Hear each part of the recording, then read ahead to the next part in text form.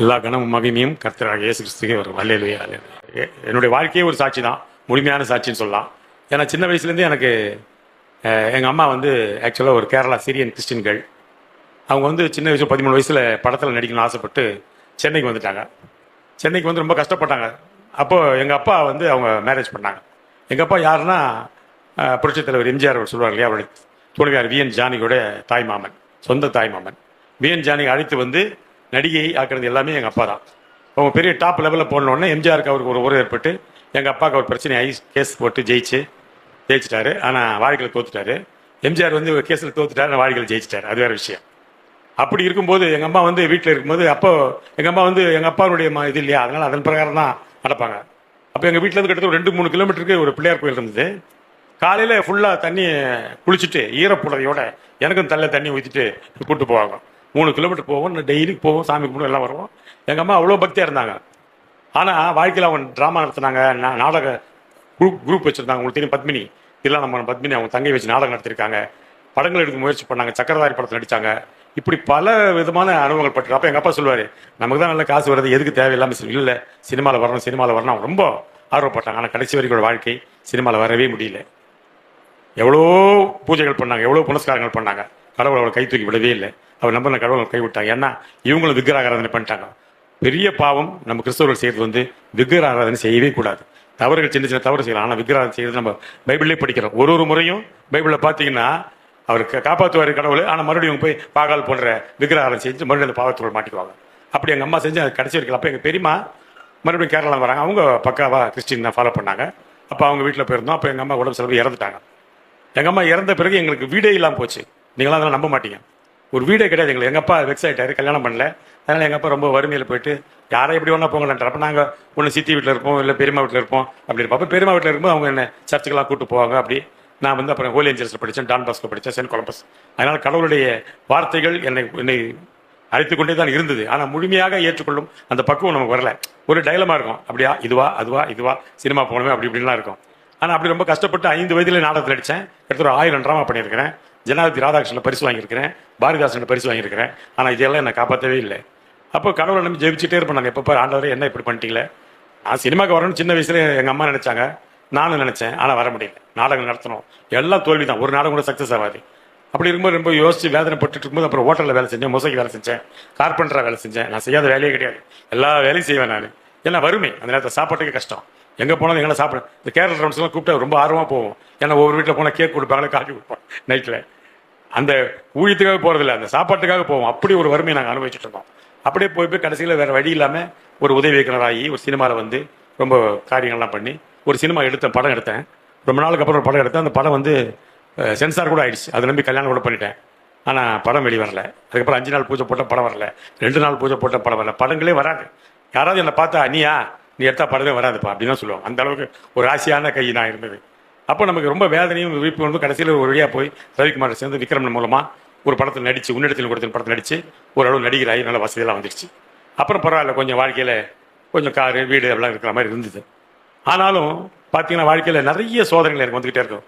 ஒரு முறை வந்து எனக்கு பெல்ஸ் பால்சின்னு ஒரு வியாதி இருக்குது. யாருக்கா தெரியுமா அது? பெல்ஸ் பால்சின்னா வாய் என்ன சொல்லுவாங்க, அது வாய் வாதம் இல்லையா. அது வாய் இப்படி கோணிக்கும், இப்படி இருக்கும் வாய். நல்லா இருக்கா? நேராக இருந்தாலே முகம் நல்லா இல்லை, வாய் கோணிக்கணும். எப்படி யோசிச்சு பாருங்க. இப்படி இருக்கும், இப்படி தான் இருக்கும், பேச முடியாது, இப்படியே தான் இருக்கும். இப்படியே இருப்பேன் நான். அப்போ ஒரு படம் நடிக்கிறேன், ஜெயிக்கிற படம் நடிக்கிறேன். அப்போ எல்லாம் பயந்துட்டாங்க, ஐயோ வாய் கோணிச்சு எப்படி நடிப்பான் படத்தில், அவ்வளோதான் தூக்கிடலாம் அப்படின்னு. நான் சொன்னேன் டைரக்டர் கூப்பிட்டு, எப்பா நீ அப்படிலாம் பண்ண வேணாம், ஒரு அடிக்க சொல்லி ஹீரோவை அடிச்சோன்னு அப்படி வாயை பண்ணிக்கிறேன், ஆக்சுவலாக வாய் கோணிச்சிடறேன் அப்படின்னு கதையை மாற்றி அந்த படம் பூரா வாய் போன மாதிரி நடிச்சிருப்பேன். அந்த படம் பூரா நடிச்சிருப்பேன். கமல் சார் பார்க்க போகிறேன். கமல் சார் அப்போ கால் உடஞ்சி ட்ரீட்மெண்ட் எடுத்துட்டு இருக்காரு. அவர் என்ன பார்த்தீங்கன்னா பெல்ஸ் பால்சியா, என்ன ஆச்சு? ஆயிடுச்சு சார், என்ன பண்ணுறது. நான் அதனால என்ன பண்ணிங்கன்னா, நம்ம ஜெயிக்கிற ஒரு படத்தில் வந்து ஒரு ஹீரோ ஒரு அரை விட்ட சொல்லிட்டு அதனால நடந்துச்சு அப்படின்னு சொல்லி சமாளிச்சோம். அவர் சொல்லுவார் கமல் சார், நீங்கள் அப்படி சொல்லலாம், நான் காலை நொண்டிங்க அப்படி சொல்ல முடியுமா அப்படின்றாரு. அந்த மாதிரி அவஸ்தை. அப்போ ஒருத்தர் வந்து செல்ஃபி எடுக்கிறான். எனக்கு செல்ஃபி எடுக்கும்போது சொல்கிறான், என்ன சார் சிரிக்க மாட்டீங்க, ஒழுங்கு எடுக்கிறீங்க. எனக்கு வாய் வராது, நான் எப்படி ஒழுங்கு எடுப்பேன்? சிரிக்கிறீங்க சார், சிரிங்க சார். டேய் சிரிக்க முடியாதுடா, என்னால் என் நிலைமை அப்படி இருக்கடாருன்னு இப்படியே ரொம்ப கஷ்டப்பட்டு அப்போ எங்கெங்கேயோ போனேன். கண்ணு மூட முடியல ராத்திரியில், பிளாஸ்டிக் வச்சு கண்ணு மூடணும், அப்போ தான் தூங்க முடியும். இப்படி பல அவசரம். அப்போ நான் நினச்சி அவ்வளோ சினிமா வாழ்க்கை போயிடுச்சு. ஏன்னா ஒரு இவ்வளோ கஷ்டப்பட்டு போராடி உதவி வைக்கிறதாகி ஒரு சினிமாவில் வந்து ஒரு நடிகராகி ஒரு டைரக்டர் ஆகிற நேரத்தில் இப்படி ஒரு வியாதி வந்து நான் யோசிச்சு பாருங்க. அப்போ நான் கடவுளை ஜெபம் பண்ண ஆரம்பித்தேன். எதுக்கு இந்த மாதிரி ஒரு வாழ்க்கை, இந்த வாழ்க்கையே எனக்கு வேணாம், சினிமாவே வேணாம், எனக்கு விட்டுருங்க, நான் போகிறேன் அப்படி சொல்லும்போது எல்லாம் எங்கெங்கேயோ போனாங்க, பெரிய பெரிய ட்ரீட்மெண்ட்லாம் சொன்னாங்க. அப்போ எனக்கு தெரிஞ்ச ஒரு நண்பர் வந்து சாதாரண ஒரு ட்ரீட்மெண்ட் கொண்டு போய் இவர்கிட்ட போப்பா சரி பண்ணி விடுவார், நம்பிக்கையில் சின்ன இடம், ஏஎம் டாக்டர்னு ஃபிசியோதெரபி ஏஎம் டாக்டர் அவர் வந்தார். சார் நம்ம ட்ரை பண்ணி பார்க்கலாம், வருவாங்க, அக்கு பஞ்சர்னாங்க, 10 ஊசி குத்துவாங்க, போயிடுச்சு, அப்புறம் வாய் அப்படியே தான் இருக்கும், ஊசி தான் உள்ளே போய் வரும், அதில் மாற்று கருத்தே இருக்காது. அப்படியே பார்த்து கடைசியில் அவர்கிட்ட போய் அவர் கரெக்டான ஒரு ட்ரீட்மெண்ட் பண்ணி கிட்டத்தட்ட அந்த எலக்ட்ரிக் ஷாக் மாதிரி வச்சாங்க எனக்கு. கிட்டத்தட்ட 2 மாதம் 3 மாதம் ஒரு 1/2 மணி நேரம் அது உயிர் போயிடும் அந்த வலி நேரத்தில். அப்புறம் வாய் நேரம் ஆச்சு. இப்போ என்ன பார்க்குறவங்களாம் டவுட்டாக பார்ப்பாங்க, வாய் சரியா இருக்குதா அவனுக்கு, சிரிங்க அப்படின்னா, சிரிச்சா கரெக்டாக தான் எனக்கு எப்படி சரியாச்சு, கருத்து எனக்கு அருன்னா இயேசு கிறிஸ்து எனக்கு காப்பாற்றுறேன். அதான் உண்மை. கரெக்டான ஒரு இடத்துல நமக்கு வியாதிகள்லாம் வரும், வியாதிகள் வராமல் இருக்கவே இருக்காது, எல்லாருக்கும் வியாதி வரும். ஆனால் வியாதி வரும்போது நம்மை சரியான இடத்துல வழி நடத்துறது தான் இயேசு கிறிஸ்து. அவர் கரெக்டான டாக்டர் கொண்டு போய் சேர்ப்பாரு. தப்பான டாக்டர்கிட்ட போட்டு என்ன ஆகும், ஸ்ரீதேவிக்கு அவங்க அம்மாவுக்கு ஆப்ரேஷன், அமெரிக்கா போயிட்டாங்க, லெஃப்ட் பிரெயினில் கட்டி ஆனால் ஆப்ரேட் பண்ண ரைட் பண்ணிட்டான், பேச வரல அவங்களுக்கு. அப்போ தவறான இடத்துக்கு அனுப்பிச்சிடுவார் கடவுள். அப்போ நிறைய பேர் சொல்லுவாங்க, நீ வந்து டாக்டர் கிட்ட போய் சொன்னா கடவுள்கிட்ட அனுப்பிச்சிடுல, கடவுள்கிட்ட போய் சொன்னா உங்களுக்கு வியாதி வரும், டாக்டர் கிட்ட அனுப்பிச்சிடுவாங்க, டாக்டர் கிட்ட போய் சொன்னா அவர் தப்பான ஆப்ரேட் பண்ணி கடவுள்கிட்ட அனுப்பிச்சிடுவார். அதனால ரொம்ப ஜாக்கிரதையா இருக்கணும். அப்படி ஒரு வியாதியெல்லாம் வந்து ரொம்ப அவஸ்தைப்பட்டேன். இது ஒரு பக்கம். இதெல்லாம் விட தாண்டி ஒரு பெரிய அற்புதமான ஒரு விஷயம் கடவுள் எனக்கு கொடுத்து வந்து ரொம்ப, நீங்களாம் நம்ப மாட்டீங்க சொன்னா நம்பிக்கை தான் ஆகணும், வேறு வெடி கிடையாது, உயிரோடு இருக்கிறேன். அப்போ இது முடிஞ்சது. இதுக்கப்புறம் மறுபடியும் படம் நடிச்சிட்டு இருக்கிறேன். ஒரு மாதிரி வாயிலாம் சரி பரவாயில்லப்பா, காப்பாற்றின கடவுள், சந்தோஷமா இருக்கிறேன். திடீர்னு பார்த்தா எனக்கு ஹார்ட் அட்டாக் வந்துச்சு. ஸ்டண்ட் வைக்கணும்னு சொன்னாங்க டாக்டர். ஸ்டண்ட் தானே வைங்க, 2 ஸ்டண்ட் வச்சாங்க. மறுபடியும் ஒரு அட்டாக் வந்துச்சு. ஸ்டண்ட் தானே வைங்க, 4 ஸ்டண்ட் வச்சிருக்கேன். அப்போ நான் சொன்னேன், இன்னும் 2 ஸ்டண்ட் வச்சா நான் ஸ்டண்ட் மேன் ஆயிடுவேன், பெரிய ஃபைட்டர் ஆயிடுவேன் அப்படின்ற சொல்லிட்டு இருந்தேன். நான் எல்லாத்தையுமே ஒரு நகைச்சுவை எடுத்துக்கிற பண்பு இருந்துச்சு. எதுவுமே பாருங்க, ஒரு ஹார்ட் அட்டாக் கூட நான் சந்தோஷமா ஏற்றுக்கிட்டேன். ஆனால் அந்த 2வது முறை பண்ணும்போது அந்த டாக்டர் சொன்னார், சார் உங்களுக்கு பண்ணுறது ரொம்ப கஷ்டம், ஏன் ஒயிட் கவுண்ட் உங்களுக்கு கூடி இருக்குன்னு, வெள்ளை அணுக்கள் ஒன்று இருக்குது ரத்தத்தில், அது நமக்கு வந்து சோல்ஜர்ஸ் மாதிரி தான், நம்ம உடம்புல வர்றதை காப்பாற்றும். ஆனால் அதிகமான தவறான சோல்ஜர்ஸ் மாதிரி ஆயிடுவாங்க. அப்போ அந்த வெள்ளை அணுக்கள் அப்போ வந்து 10,000 கவுண்ட் வந்துருச்சு. மனிதனுக்கு இருக்க வேண்டியது ஒரு 4,000 கவுண்ட் தான், எனக்கு 10,000 கவுண்ட் இருந்துச்சு. அப்போ டாக்டர் சொன்னார், உங்களுக்கு ஸ்டண்ட் வைக்கிறது கஷ்டம் சார். நான் சொன்னேன், பரவாயில்ல வைங்க. அவர் ஒன்றும் ட்ரீட்மெண்ட்லாம் பண்ணி ஒரு மாதிரி அந்த நேரத்தில் பில்ட் எடுத்து வெயிட் கவுண்ட்லாம் குறைச்சி ட்ரீட்மெண்ட் பண்ணிட்டாரு. ஆனால் கவுண்ட் 10,000 ஆகி போச்சு. இதை பற்றி நினச்சிட்டு என்ன 10,000 கவுண்ட் என்ன பெரிய பண்ண, அப்படி நம்ம தான் பார்ப்போம் யூடியூப் எல்லாத்தையும் பார்த்துக்கிட்டு ஒரு வழியாக தேடி பார்த்தா அது வந்து வெயிட் கவுண்ட் ஜாஸ்தி ஆகக்கூடாது, பெரிய பிரச்சனை, அது ஒரு மாதிரி லுக்கேமியா, ஒரு வகையான பிளட் கேன்சர் இப்பெல்லாம் சொல்ல ஆரம்பிச்சிட்டாங்க. அப்புறம் என்னடா பண்ணுற யோசிச்சு திடீர்னு பார்த்தா ஒரு 6 மாதம் 1 வருஷம் கழிச்சு மறுபடியும் நான் டெஸ்ட் பண்ணுறேன் லேப்லேருந்து ஃபோன் பண்ணுறாங்க, சார் சீக்கிரம் வாங்க, என்ன பிரச்சனை, ஒயிட் கவுண்ட் கூடி போச்சு, அதானே எவ்வளோ சொல்லி தொலை அடிக்கலாம், 1 லட்சம் வந்துச்சு சார், இன்னும் பணம் வந்த மாதிரி சொல்கிறேன், 1 லட்சம் ஒயிட் கவுண்ட் தானே வந்துச்சு, பரவாயில்ல, என்ன சார் சொல்றீங்க, உயிரோட கஷ்டம் சார், இப்போ பெரிய டாக்டர் பாருங்க அப்படின்றான். அப்போ சரி விட்டுட்டேன். மறுபடியும் 6 மாதம் கழிச்சு மறுபடியும் பார்க்குறேன் 2 லட்சம். இப்போ எத்தனை லட்சம் இருக்கு எனக்கு தெரியாது, கோடி வச்சுருப்பேன் நினைக்கிறேன் உள்ள, எந்த பிரச்சனையும் எனக்கு தெரியாது. அப்போ நான் நினச்சி மறுபடியும் ஆயிடுச்சு. அப்போ நான் பெரிய டாக்டர் வரதராஜன் அபிவுல்லா ரோட்டில் பிளட் டிசார்டர் பார்க்குறவர், அவர்கிட்ட போனேன்.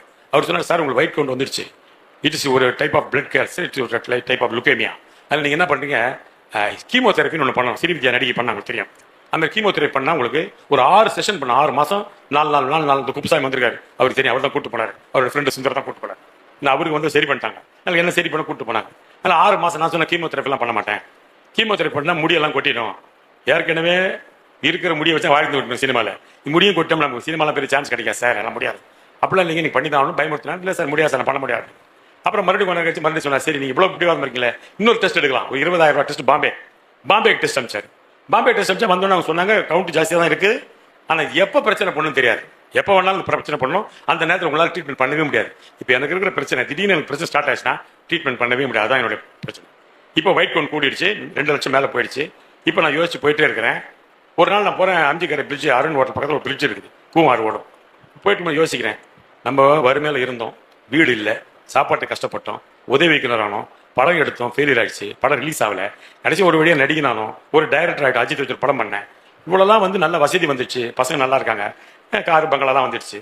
ஆனால் கடவுள் எனக்கு தீராத வியாதி ஒன்று கொடுத்துட்டாரு, இந்த வியாதி எப்போ வரும்னு எனக்கு தெரியாதுட்டார். அப்போ நான் நினச்சேன், வியாதி வந்து மறுபடியும் எனக்கு கீமோதெரப்பி பண்ணி இல்லை ஊசியை குத்து மருந்து குத்து இப்படிலாம் சாப்பிட நான் விரும்பலை, எனக்கெல்லாம் டக்குன்னு போயிடணும் உயிர். நான் ஜபம் பண்ணுறதே ஜீவனும் ஆவியோட வசனம் கொடுத்துருக்கிறீர்கள், இந்த வசனங்களை உலகெல்லாம் சாட்சியாக அறிவித்து தூங்கும் போதே நான் மரணிக்கணும், இதான் என்னுடைய ஒரே ஜபம், எப்பவுமே பண்ணுறது. அதான் நான் நினச்சேன், இப்படிலாம் நான் சாப்பிட விரும்பலை. ஆஸ்பத்திரி போய் இழுத்துக்கின்னு ஆஸ்பத்திரி பண்ணால் சொல்லுவாங்க, ஒரு நாள் ட்ரீட்மெண்ட் பண்ணுவாங்க, அதுக்கப்புறம் சொல்லுவாங்க, சார் இன்னைக்கு ஒரு இட்லி சாப்பிட்டா தெரியுமா, சந்தோஷமா 10 இட்லி தின்னுருப்பான் அந்த காலத்தில். இப்போ அவர் ஒரு இட்லி தின்றது பெரிய விஷயமா இருக்கும். அண்ணன் கொஞ்சம் பாத்ரூம் போனார், 1க்கு 2 லிட்டர் போனாருமா, டேய் அவன் எவ்வளவு பாத்ரூம் போன ரோட்லலாம் இருந்தான் அப்படின்லாம் சொல்லுவாங்க. இப்படிலாம் வாடுறதுக்கு எனக்கு விருப்பமே இல்லை. அப்போ கார் ஓட்டு போயிட்டே இருக்கிறேன். நான் யோசிச்சேன், நம்ம இனிமே வாழக்கூடாது, நம்ம அனுபவிச்சாச்சு. உலகம் பூரா எங்கே போனாலும் ரமேஷ் கண்ணான்னு உடனே தெரியும், யாருக்கும் தெரியாமல் இருக்கு. யாராக இருந்தாலும் இன்னைக்கு கூட பெரிய போலீஸ் அதிகாரிலாம் சேர்ந்து பெரிய ஒரு மாரத்தான் என்னதான் சீஃப் கெஸ்ட்டாக கூப்பிட்டு போயிட்டு பெரிய லெவலுக்கு போயிட்டு வரேன்.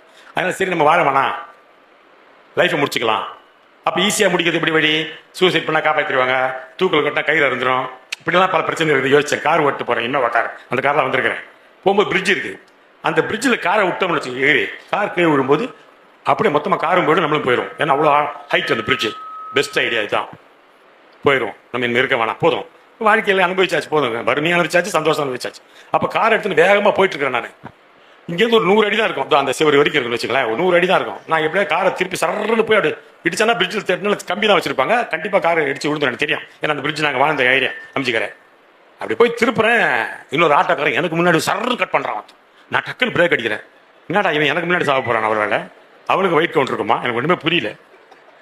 இப்படி ஆயிடுச்சு, என்னடா இப்படி பண்ணுறான்னு சொல்லிட்டு நான் நின்று அப்படி மெதுவாக பார்க்குறேன். அந்த ஆட்டோவில் ஒரு வசனம், கர்த்தர் உன் நடுவில் இருக்கிறார், இனி தீங்கை காணாதிருப்பாய். இதான் அந்த வசனம் வந்து என் வாழ்க்கையை அப்படியே மாறி போச்சு. அதுலேருந்து நான் டெஸ்ட் பண்ணுறதுல ஒன்றுமே பண்ணுறதில்ல. இப்போ நல்லா இருக்கேன், இப்போ நடிச்சிட்டு இருக்கிறேன், நிறைய படம் நடிச்சிட்டு இருக்கேன், நிறைய ஃபங்க்ஷன் போகிறேன், நிறைய பட்டிமன்றம் போகிறேன், எல்லாத்தையும் கடவுளை இருக்கிறார்.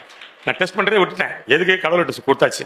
சகல நோய்களும் உன்னை விட்டு விளக்குவேன்னு சொல்லியிருக்காரு, உனக்கு ஆரோக்கியத்தை வரை பண்ணி காயங்களை ஆற்றுவேன்னு சொல்லியிருக்காரு. அதனால் நிச்சயமா இருக்கிறவங்க காப்பாற்றுவார். எப்படி இருந்தாலும் கடைசியில் மனுஷன் சாகும்போது சின்ன ஒரு வியாதி வரணும், அதான டிக்கெட்டு.